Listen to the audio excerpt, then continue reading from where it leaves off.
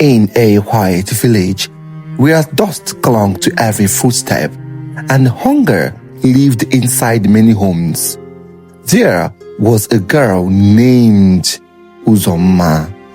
She was young, but life had already aged her heart. Her mother died when she was small, and in her place came a woman who never saw her as a child. Only as a reminder, from that day, love left the house quietly. Uzoma walked from dawn to night, not because she was lazy if she refused, but because she hoped that obedience might one day turn into acceptance, but it never did. One evening, while the fire crackled low and the moon listened in silence, a decision was made about Uzoma's life.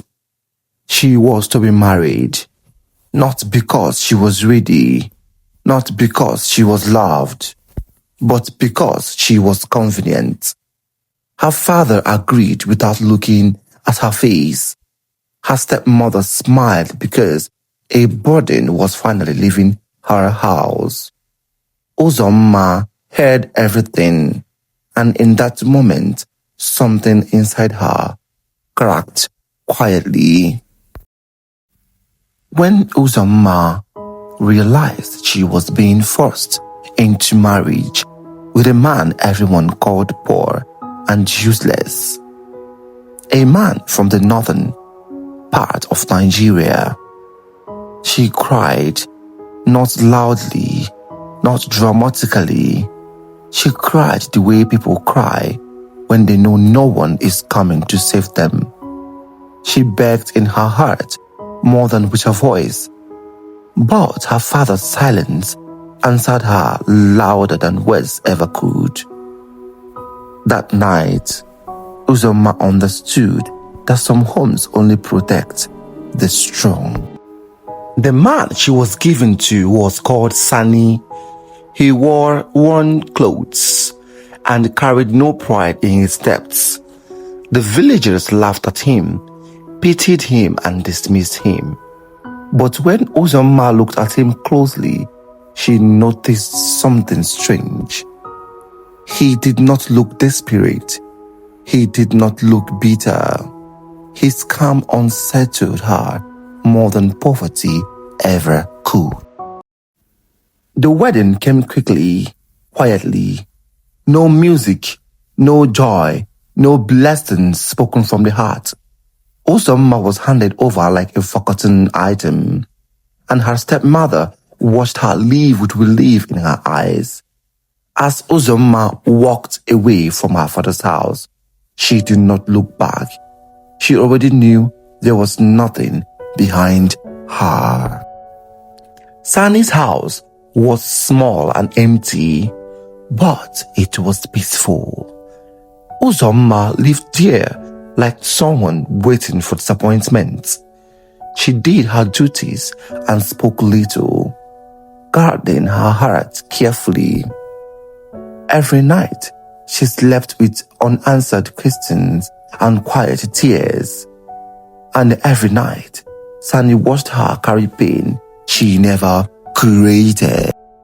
Back in the village, Uzoma's stepmother chased wealth with desperation.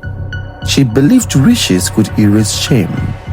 She listened to dark promises and followed dangerous paths. What she did not know was that the evil she planned for another would soon turn towards her own blood. The ratio demanded a bride, and destiny refused substitutes. The day the truth came, it did not whisper. It arrived loudly. The village stood still as wealth and authority entered their dusty land. The man they mocked stepped forward, not as a beggar, but as someone who had been watching quietly all along. Uzoma's words stopped. The man she married in shame was the man others bowed to in respect.